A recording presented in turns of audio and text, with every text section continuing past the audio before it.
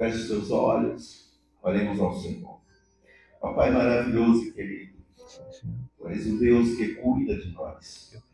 Tu és o Deus que nos ama com amor sem igual.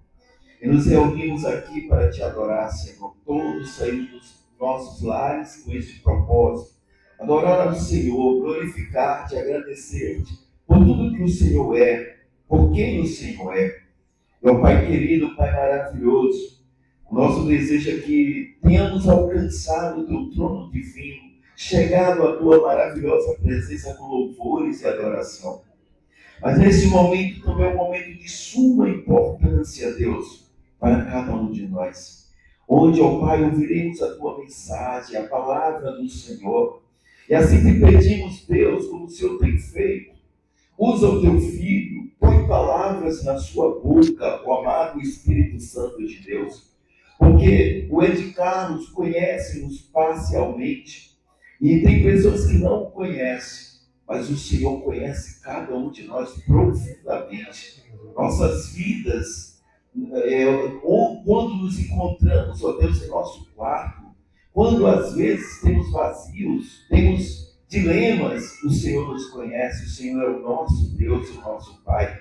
Então, amado, tenha em tuas mãos, ó Deus, o teu Filho, em nome de Jesus Cristo, como canal de bênção, como aquele que o Senhor usará para falar à tua igreja, para falar a todos que se encontram aqui, com uma palavra de edificação, exortação e consolo. E que o supremo e glorioso Deus seja, em nome de Jesus, engrandecido.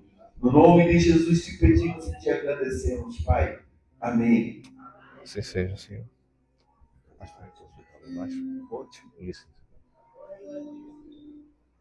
Obrigado, irmã. Eu vou pregar em Isaías 64. A irmã pode preparar, viu?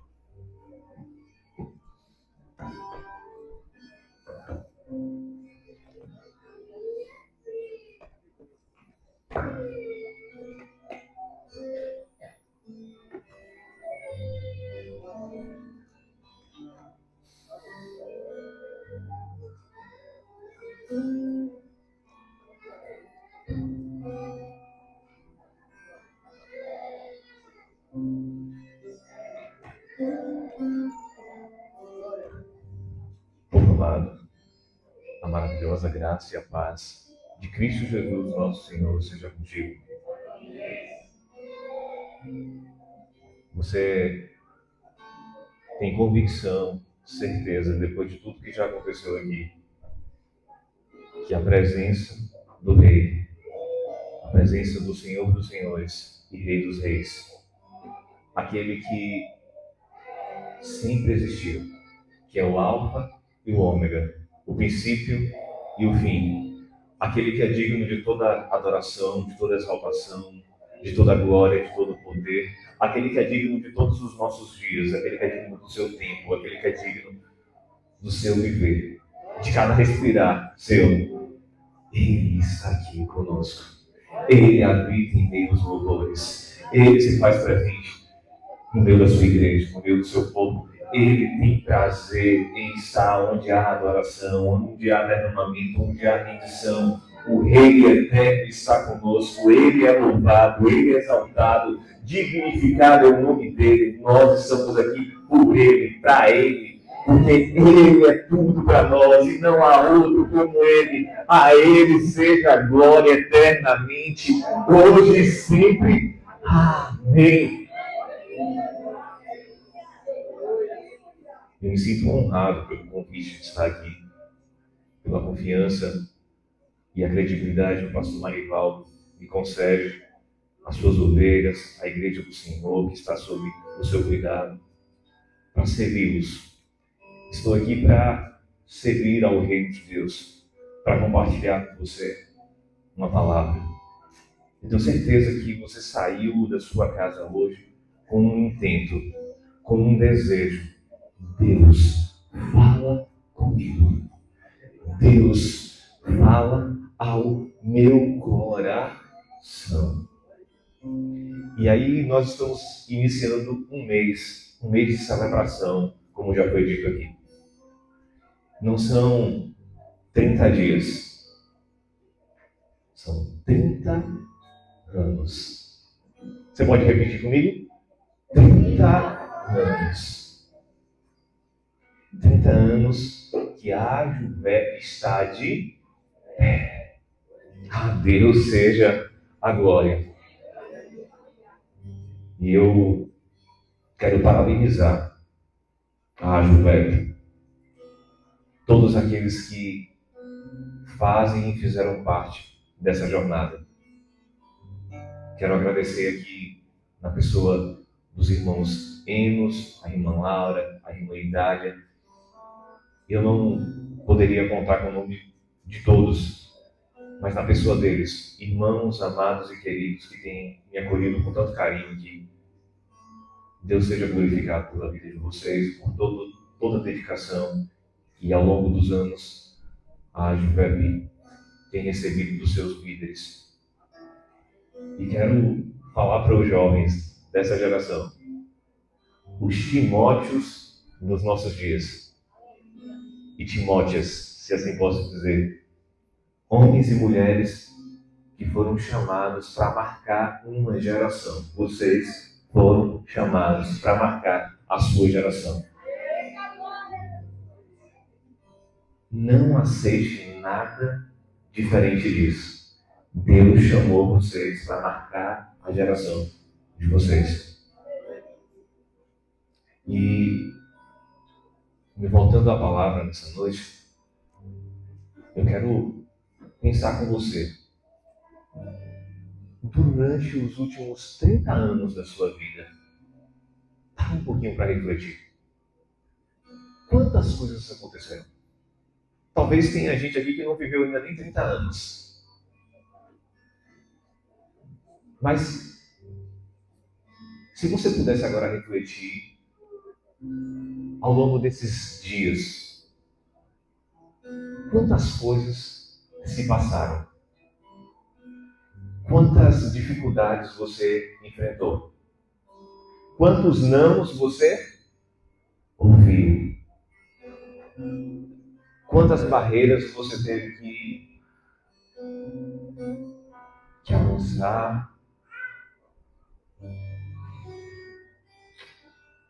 Quantas vezes você pensou que não conseguiria? Você só está aqui hoje porque Deus é quem tem te sustentado. Deus é quem tem te mantido. Mas ao longo desses 30 anos, talvez muitas vezes você precisou começar de novo. Quantas crises, quantas vezes a gente quebrou a cara e a gente teve que sacudir a poeira e começar.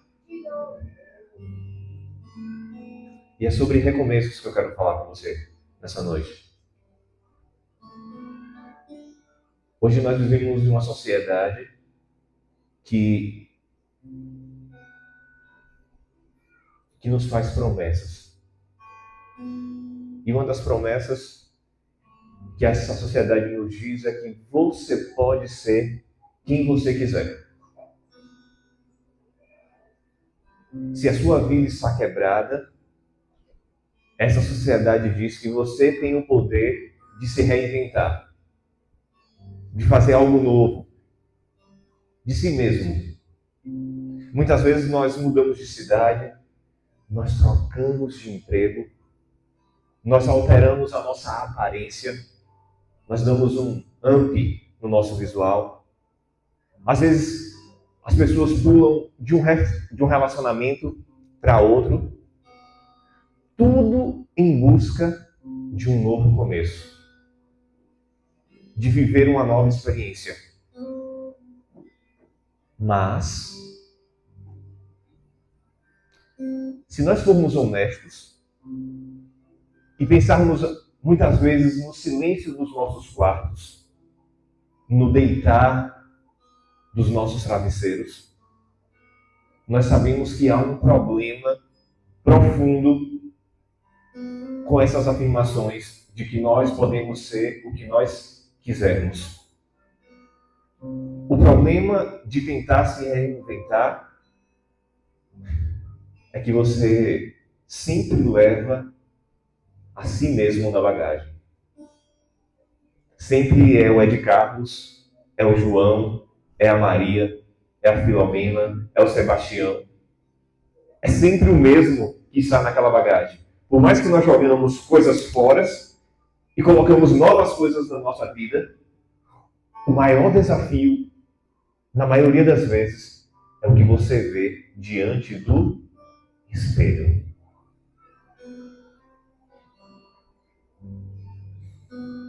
Nós tentamos colar pedaços das nossas vidas rompidas, mas sob a menor pressão, sob o menor aperto.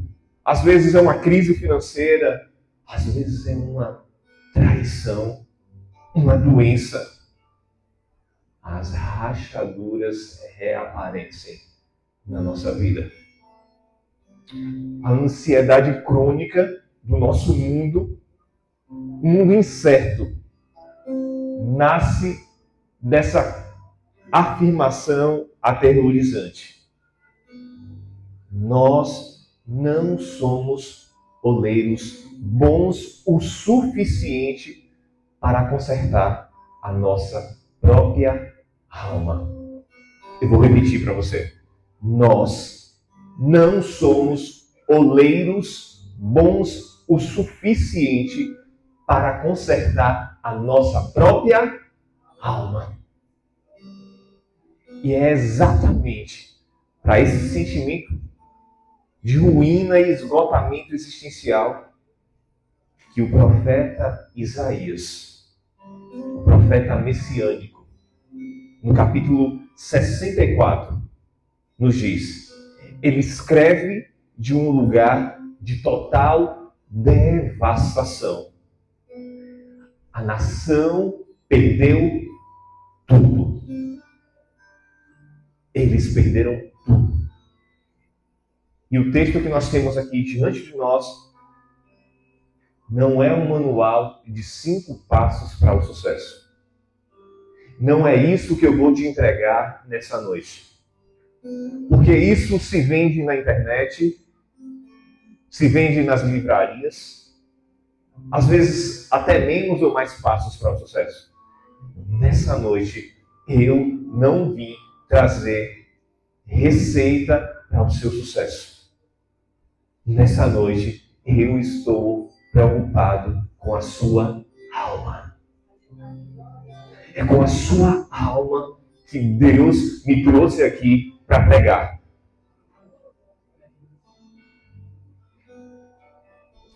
O texto que nós vamos ler é um grito desesperado de uma humanidade que reconhece que está irremediavelmente quebrada. Ao longo do dia, talvez de cada 10 pessoas que eu converso, que eu tenho acesso,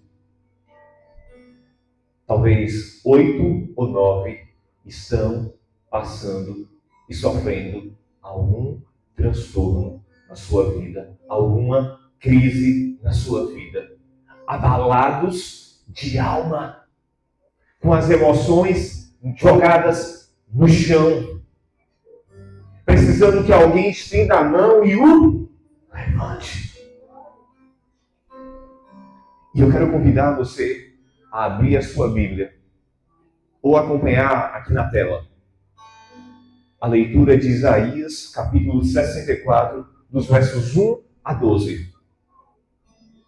Isaías 64, dos versos 1 a 12. Ouçam a palavra do Senhor. Assim diz: se fendesse os céus e descesses, se os montes tremessem na tua presença, como quando o fogo acende os gravetos, como quando faz ferver a água, para fazer notório o teu nome aos teus adversários e para que as nações tremam diante de ti. Quando fizeste coisas terríveis que nós nem esperávamos, desceste e os montes tremeram diante de ti. Porque desde a antiguidade não se ouviu, nem os ouvidos se percebeu, nem com os olhos se viu Deus além de ti, que trabalha para aqueles que nele esperam. Tu sais ao encontro daquele que com alegria pratica a justiça, daqueles que se lembram de ti nos teus caminhos. Eis que te iraste, porque pecamos. Por muito tempo temos pecado. Como então seremos salvos? Todos nós somos como o impuro, e todas as nossas justiças são como um trapo manchado de sangue. Todos nós murchamos como a folha, e as nossas iniquidades nos arrastaram como um vento. Não há ninguém que invoque o teu nome, que se disponha a pegar-se a ti, porque escondes de nós o teu rosto e nos consumes por causa das nossas iniquidades. Mas agora, Senhor, tu és o nosso Pai. Nós somos o barro e tu és o nosso oleiro. E todos nós somos obras das tuas mãos. Não te enfureças tanto, ó Senhor. Não te lembres para sempre da nossa iniquidade. Olha para nós, por favor, pois todos nós somos o teu povo. As tuas santas cidades estão desertas. Sião virou um deserto. Jerusalém está arrasada. O nosso templo santo e glorioso, em que nossos pais te louvam, foi queimado. Todas as nossas coisas preciosas se tornaram em ruínas. Diante de tais calamidades, como podes te conter, ó Senhor? Ficarias calado e nos afligirias ainda mais? Pai, obrigado pela tua palavra. Usa o teu servo, Senhor, e aplica a tua palavra ao nosso coração. Em nome de Jesus.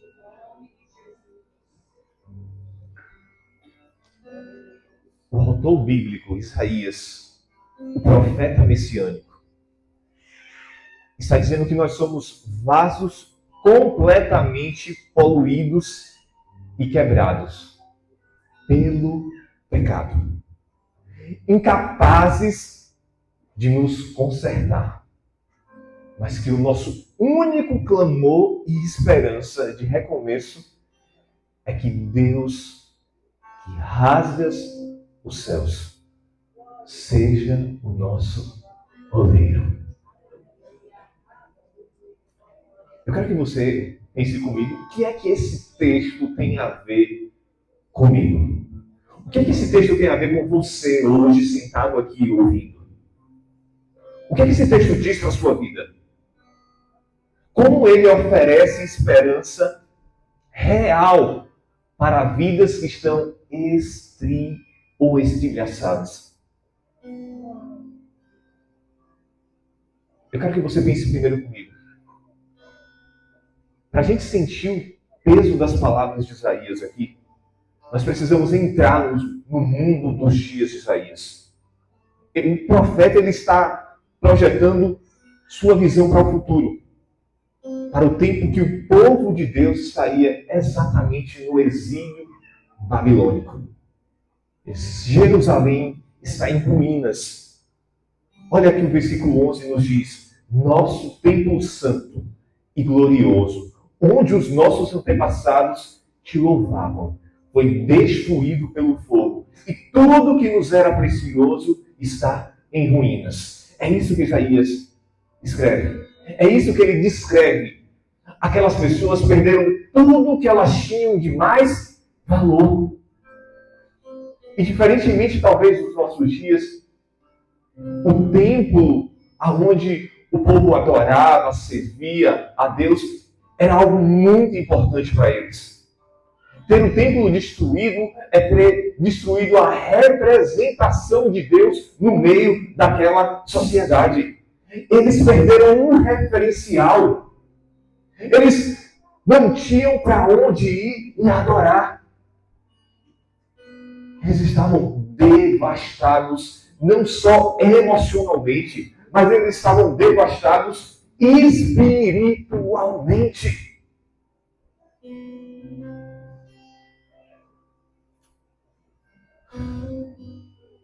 Tudo o que lhes dava identidade e segurança virou cinzas.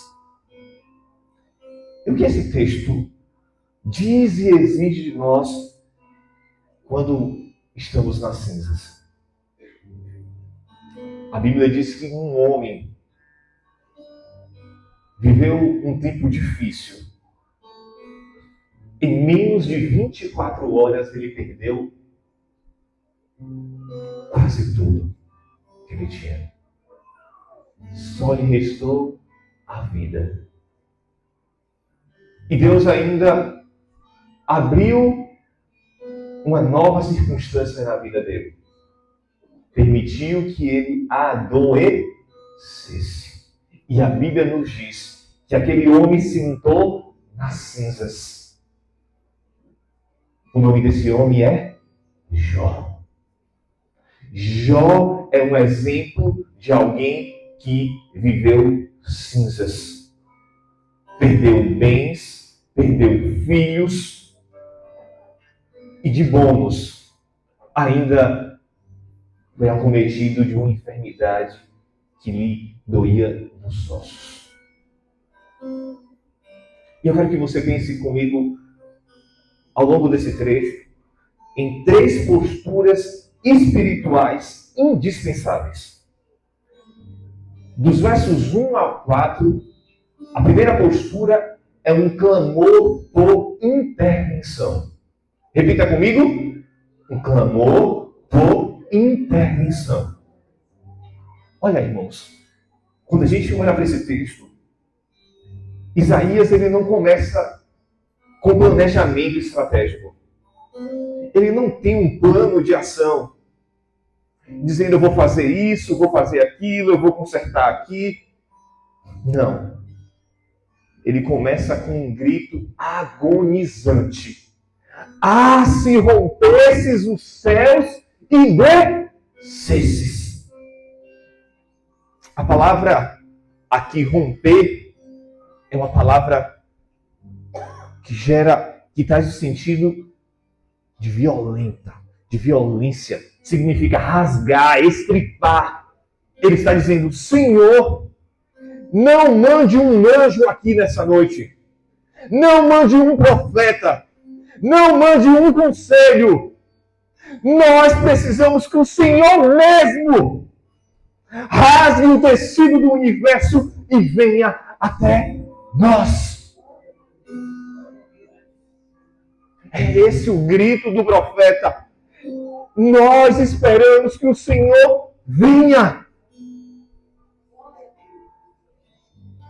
Sabe, a religião muitas vezes diz: suba até Deus. Mas o que Isaías está dizendo é: Deus, venha até nós.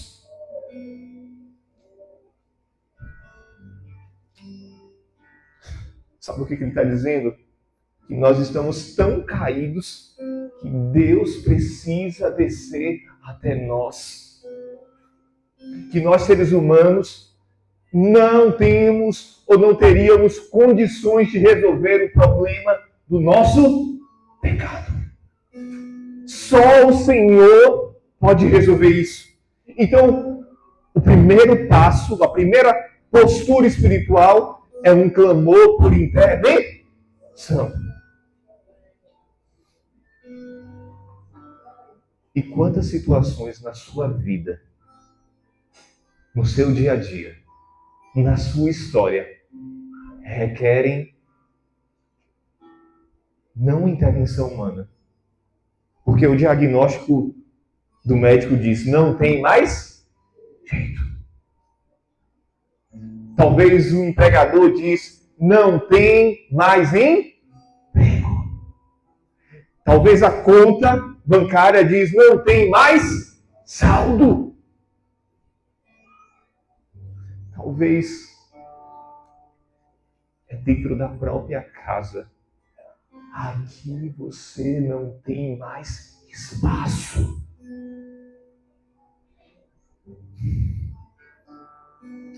Mas Deus diz, o primeiro passo para você é orar e clamar para que eu intervenha.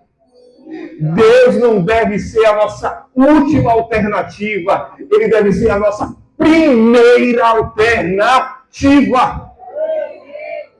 Nós temos que parar de viver como o mundo diz. Bata em todas as portas. Quando todas elas se fecharem, resta uma. Jesus. Não! A nossa primeira porta é Ele! É Ele, é Jesus!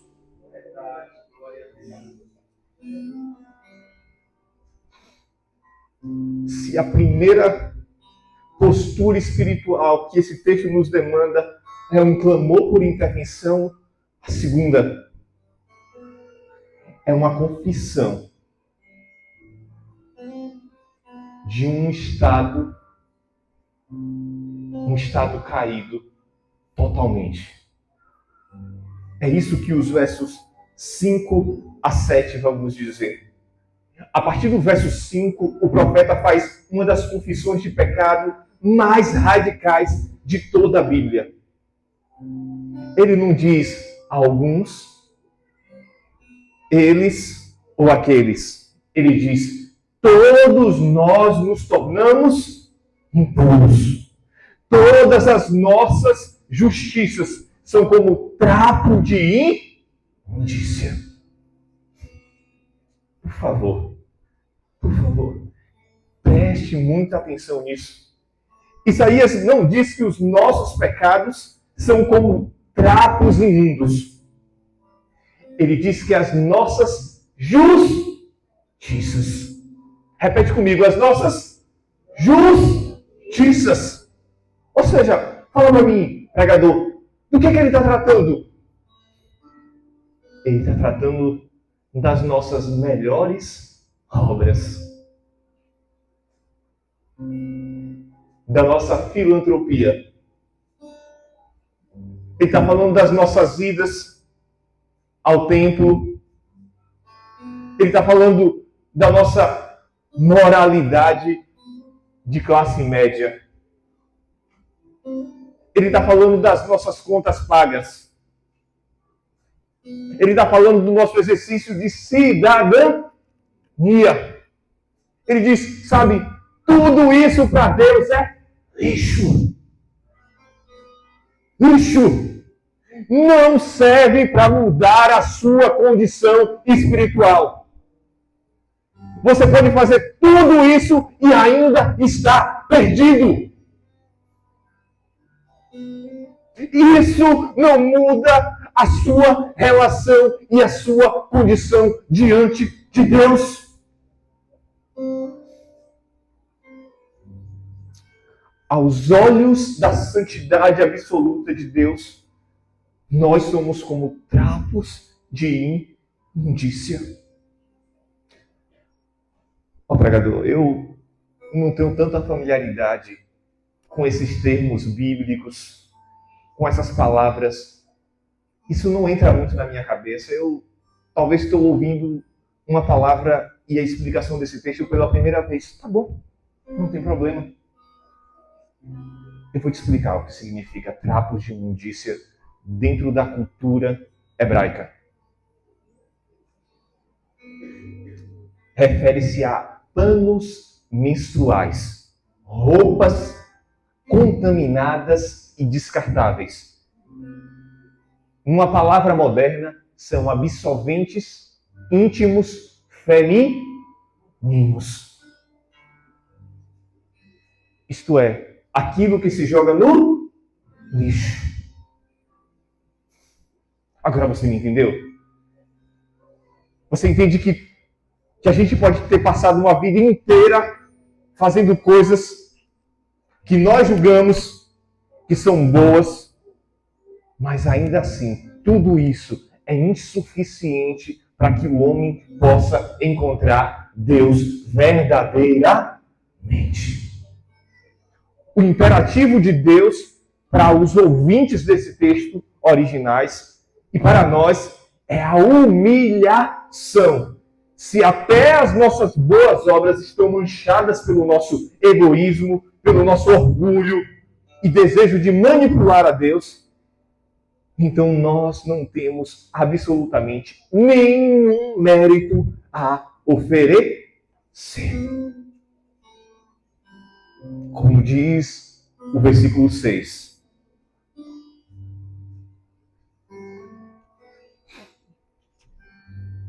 Todos nós murchamos como a folha. Está falando de você. Todos nós murchamos como a folha.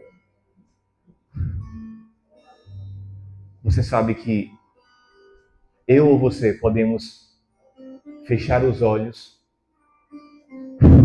numa fração de segundo. Ele vai mais além. E as nossas iniquidades nos arrastam como um vento. Então, se a primeira postura é clamor por intervenção, a segunda postura é confissão do meu estado de perdição. A terceira postura é o reconhecimento da nossa condição de barro. Repita comigo: reconhecimento da nossa condição de barro. Vamos lá?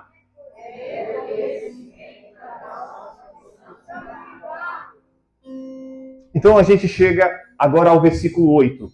O coração do texto e o fundamento do nosso recomeço.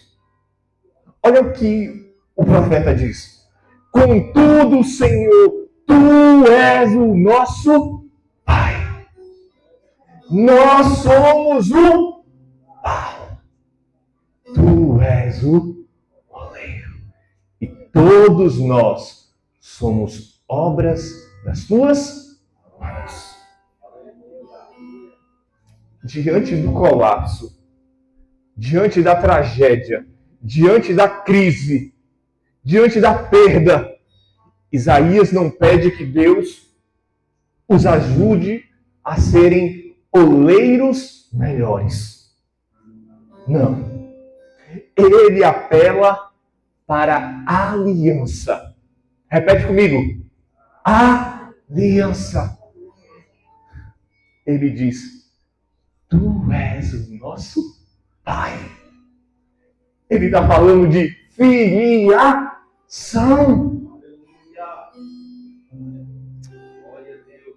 E ele se rende ao processo divino, à pedagogia de Deus. Ele se rende ao modo como Deus trabalha. Como você sabe disso? Está no texto. Ele diz: nós somos o barro. Nós somos o barro. E o que esse texto exige de nós? Rendição do controle. Sabe que muitas vezes eu e você agimos como se nós estivéssemos no controle. Como se fôssemos nós que ditássemos as cartas. O que esse texto está nos dizendo é: admita que somos material maleável nas mãos do soberano. E que a soberania de Deus é a nossa única esperança de não sermos jogados no lixo. Ele é a nossa única esperança.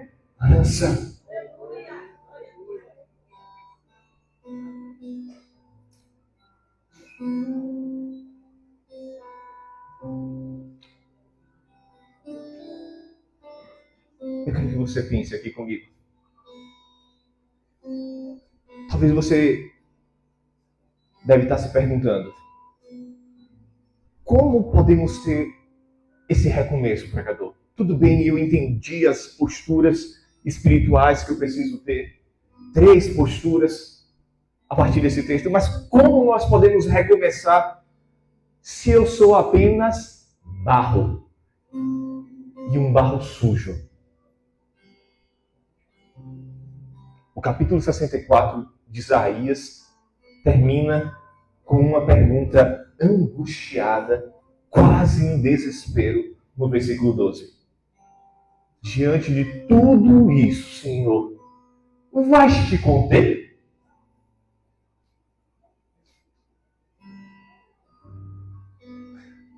Muitas vezes essa pergunta não é só de Isaías. Essa pergunta é sua. Quantas vezes você questionou o Senhor? Por que eu, Senhor? Por quê? E isso está acontecendo com? Repete, com? Comigo.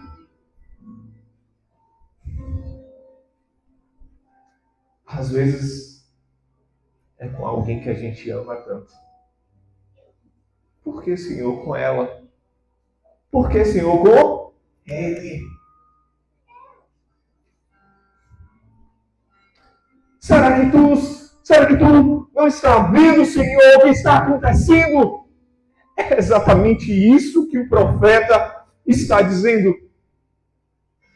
Quando muitas vezes nós batemos na porta e a única resposta de Deus é um silêncio.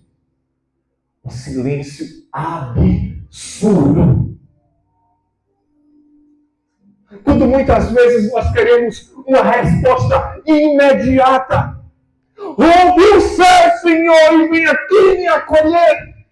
Ouve o céu, Senhor, e entra aqui nesse hospital. Ouve o céu, Senhor, e entra aqui na minha casa. Ouve o céu, Senhor, e entra aqui na minha família. Ouve o céu, Senhor, e entra na minha vida.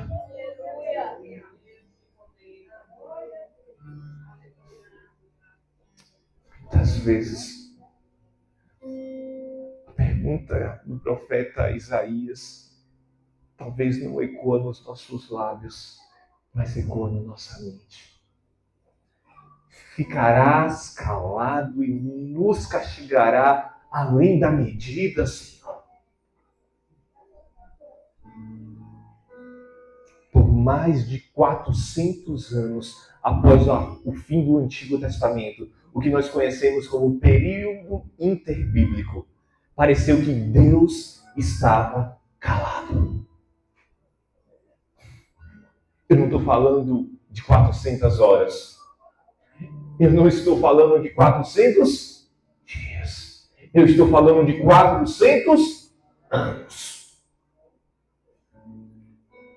Parece que ele se conteve ao longo de todo esse tempo. O céu parecia trancado. Mas, então, um dia, nas margens do Rio Jordão, um carpinteiro de Nazaré chamado Jesus desceu as águas para ser batizado. E o Evangelho de Marcos diz: ele usa exatamente a mesma raiz de palavra que Isaías usou. Logo que saiu da água, Jesus viu os céus se rasgarem. Aleluia! Deus não ficou calado. Ele respondeu ao grito de Isaías 64. Ele rasgou os céus e desceu. Mas ele não desceu como nós esperávamos. Nós esperávamos que o oleiro descesse como um martelo para esmagar os vasos defeituosos. Mas o verdadeiro herói desse texto, o cumprimento definitivo da promessa de Deus, fez algo impensável. O apóstolo João nos diz que Jesus é o Verbo através do qual todas as coisas foram feitas. Jesus Cristo é o divino oleiro. Mas no milagre da encarnação, o oleiro pegou o pó da terra, a fragilidade humana, e a vestiu. O oleiro se tornou barro. O oleiro se tornou barro. Ele viveu a vida que o povo de Isaías falhou em viver. A justiça de Jesus não era trapo de imundícia. A justiça de Jesus era um manto glorioso, sem costura, puro e perfeito. Ele foi o único vaso humano que nunca rachou sob a tentação. O único que rendeu cada batida de seu coração à vontade do Pai. Mas como ele resolve o problema da nossa iniquidade, que nos afasta como o vento? Isaías implora no verso 9: não te lembre dos nossos pecados para sempre. O Deus infinitamente santo e justo não pode simplesmente fingir que o nosso pecado não existe. Ele não pode ignorar que você é um pecador. Ele vê todos os seus dias. Ele vê cada pensamento seu, cada palavra sua, cada ação sua.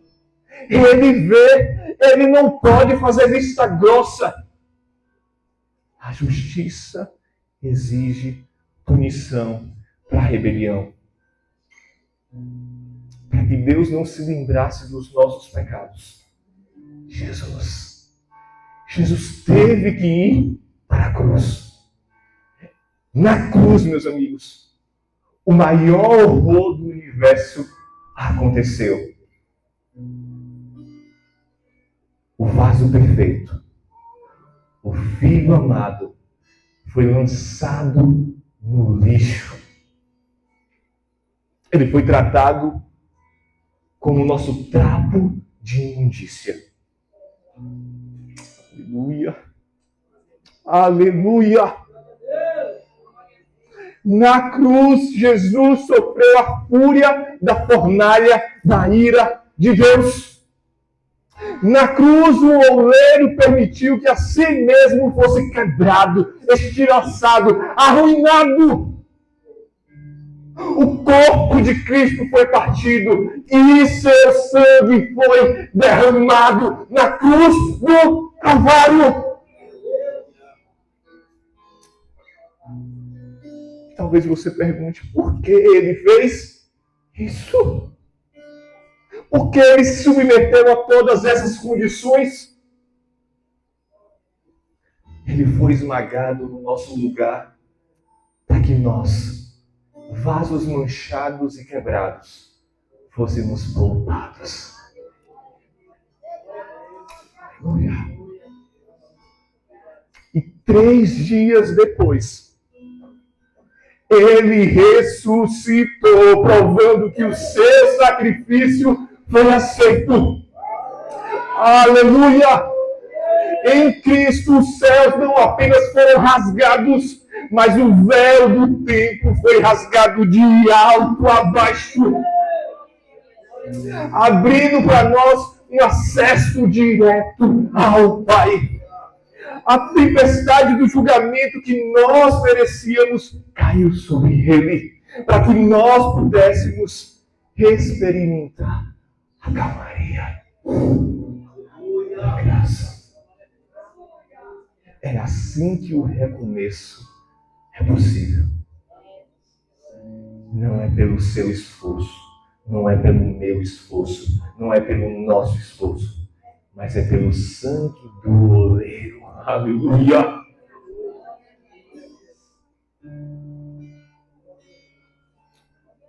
Se Jesus é o oleiro que foi quebrado por você, como isso muda a maneira como você vive a partir de hoje? Como é que isso muda a sua segunda-feira? Como é que isso muda a sua postura no seu trabalho, na faculdade, na escola, na sua casa, na sua família, com os seus vizinhos? O Evangelho não nos chama para viver com base no orgulho e no medo do castigo. Deus não quer que pessoas venham até Ele porque estão com medo de ir para o inferno. Mas Deus quer que nós nos aproximemos dele por gratidão. Por tudo que Ele já fez. Pelo amor que Ele te oferece. Ele amou você, esse trapo de imundícia, na condição que você se encontra. Ele te amou e se entregou pela sua vida. E eu quero finalizar aqui com 3 maneiras pelas quais isso muda a nossa realidade. Primeiro é, descanse na roda do oleiro. Quando o sofrimento atinge a sua vida, quando a doença chega, quando os planos fracassam, a sua tendência será duvidar do amor de Deus. Você talvez perguntará, Deus está me punindo? Lembre-se de Isaías 64:8. Tu és o nosso Pai, nós somos o pau. Se o seu Pai Celestial o amou o suficiente para ser quebrado na cruz por você, Ele não está castigando você em suas provações. Eu quero que você entenda, o sofrimento na mão do oleiro divino não é uma marreta para destruir a sua vida. São os dedos fortes do oleiro moldando você. Tirando as impurezas, preparando você para um propósito eterno e glorioso.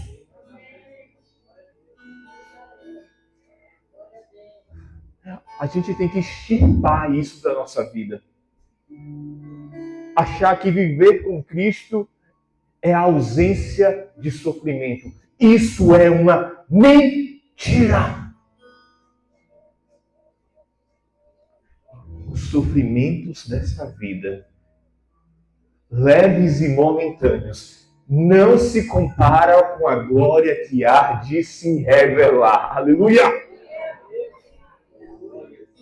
Confie nas mãos do Todo-Poderoso, mesmo quando estiver doendo. Cresça em fé e paciência. O recomeço não é a ausência de dor, é a certeza do propósito da dor. O recomeço não é a ausência de dor, é a certeza que toda dor tem um propósito. Se o primeiro passo é descansar na roda do oleiro, o segundo é abandone a sua justiça própria. Ame a Cristo mais do que o seu ídolo da competência, do que eu posso, eu faço, eu tenho, eu só dependo de mim. Abandone o ídolo da autoimagem. Pare de tentar provar o seu valor para Deus e para os outros através das suas realizações religiosas ou morais? Ou você acha que Deus não sabe cada pensamento e ato seu? Suas justiças são como trapos, mas Cristo cobriu você com o manto de justiça dele. Quando você compreende isso, a sua vida cristã se torna alegre e leve. Você passa a servir aos pobres, a amar a sua esposa, a amar os seus filhos, a amar a sua família, a agir com ética no trabalho, não para comprar o favor de Deus, não para alcançar salvação, mas porque você já tem todo o favor do universo garantido em Cristo Jesus, nosso Senhor.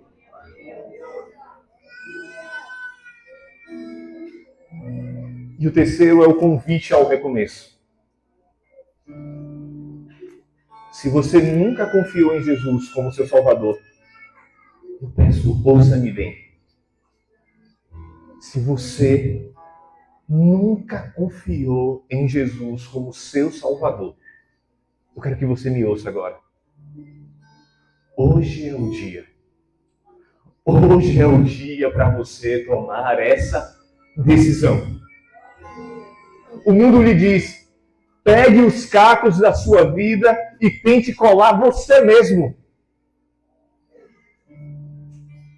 Tente comprar o Superbond, passar na sua vida e colar os seus próprios cacos e se vira. Porque a vida é dura para quem é mole. É isso que a gente ouve. Mas eu quero falar sobre uma arte milenar japonesa que ele diz que quando uma tigela de cerâmica quebra, em vez de jogá-la fora, o artista cola os pedaços usando uma resina misturada com pó de ouro. O vaso restaurado, ele se torna infinitamente mais valioso, belo e forte do que era antes de quebrar. Jesus é o mestre, o artífice espiritual, que é especialista em colar cacos quebrados. Se você vier a Ele hoje, confessando o seu pecado e admitindo sua quebra, os seus cacos, as suas fraquezas, Ele não vai jogá-lo fora. Ele não vai expulsá-lo da presença dele. Ele vai unir os seus pedaços quebrados com o ouro da sua graça e lhe dar um recomeço que a psicologia ou o dinheiro jamais poderiam comprar. Hoje é noite de rendição. Hoje é noite de dobrarmos-nos diante do Deus poderoso. Renda-se a Ele. Seja o barro que nesta noite Ele vai restaurar. Seja o vaso, a argila que Ele vai movimentar nessa noite.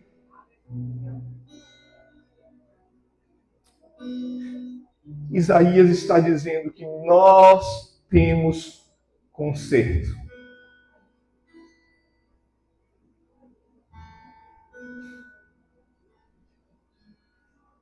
Que o nosso conserto não é a nossa inteligência ou a nossa força, não são as coisas certas que nós fazemos. O nosso conserto é uma pessoa, Jesus, o Filho de Deus. Eu quero encerrar aqui.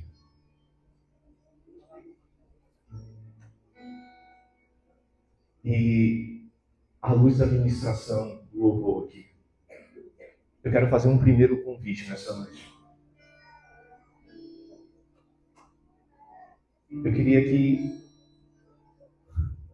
toda a igreja fechasse os seus olhos e começasse a orar, a clamar.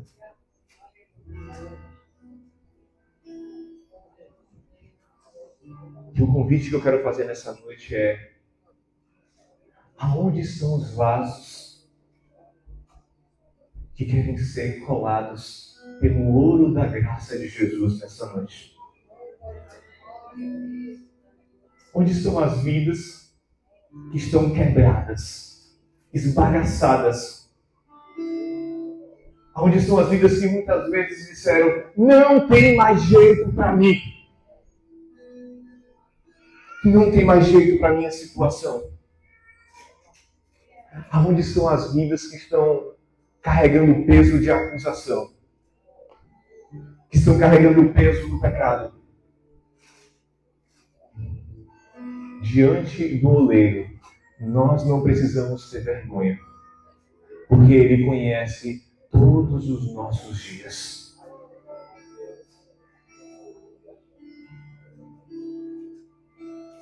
Eu quero orar.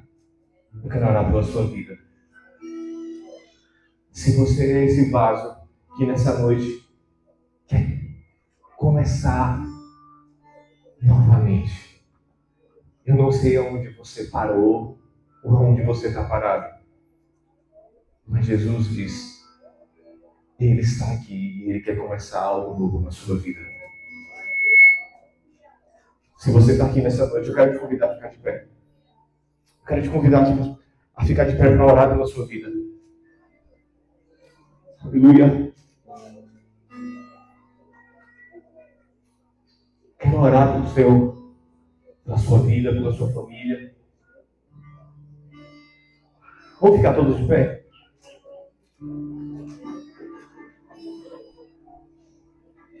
E eu quero que você feche os olhos e que você comece a falar com Jesus. Comece a falar com Ele. A contar para Ele.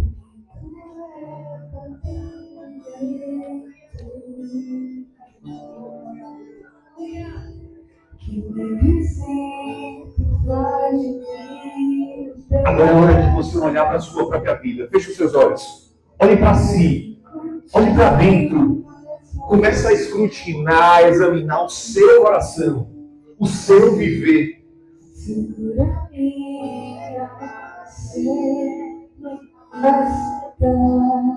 Aleluia.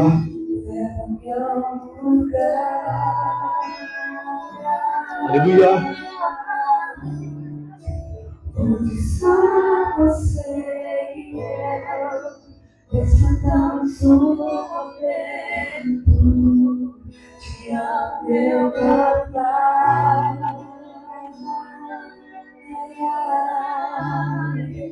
E o teu tempo Aleluia. e sentir a sede. Aleluia. Pastor Marivaldo. Aleluia. Que me visite, faz de mim o teu Pai. Nessa noite nós vamos orar pelas vidas. E se você se sentir à vontade de vir aqui à frente, se você quiser se posicionar aqui, nós vamos orar. O pastor Marivaldo vai conduzir essa oração, orando por vasos de barro que querem restauração, que querem leveza, que estão cansados dos fardos desses dias, que querem viver algo novo com o oleiro, que estão dispostos a deixar ele no controle de tudo.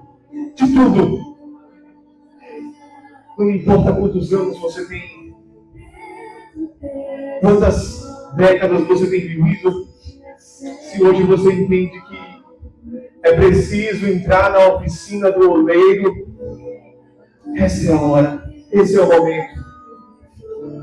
Eu quero orar pela sua vida, eu quero abençoar o seu viver, eu quero que Jesus faça isso na sua vida. Aleluia. Pode orar, pastor. Aleluia. Pode vir para frente. Aleluia. Aleluia. Oh, Senhor. Aleluia. Aleluia. Sim, Senhor. Amém, Senhor. Sim, Senhor. Aramanaswiri Sarabada. Rabadaswiri Serebana. Oh, Rabadaswiri Karadasura. Resharabada. Rabadaswiri Barada. Oh, Rabada. Aleluia. Rabadaswiri Bada. Aramanaswiri Baradaswiri. Oh, glória a Deus. Aleluia. Santo, santo, santo ao Senhor. Aramadaswiri Bada.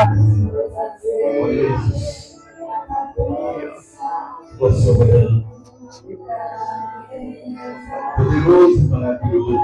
A vida dele, Senhor. Vai ser. Ele sabe qual é a necessidade do teu servo. Ele sabe qual é a necessidade. Ele é o coração. Senhor, visite o teu O Senhor conhece. cure, Senhor, que o Senhor fortaleça. Deus, traz paz. Traz calmaria, Senhor, ao coração do teu servo. Pai, traz paz, Senhor. Cura as feridas, Senhor. Lança fora as dores, Senhor. Derrama a tua graça, Senhor, sobre a vida dele, Senhor.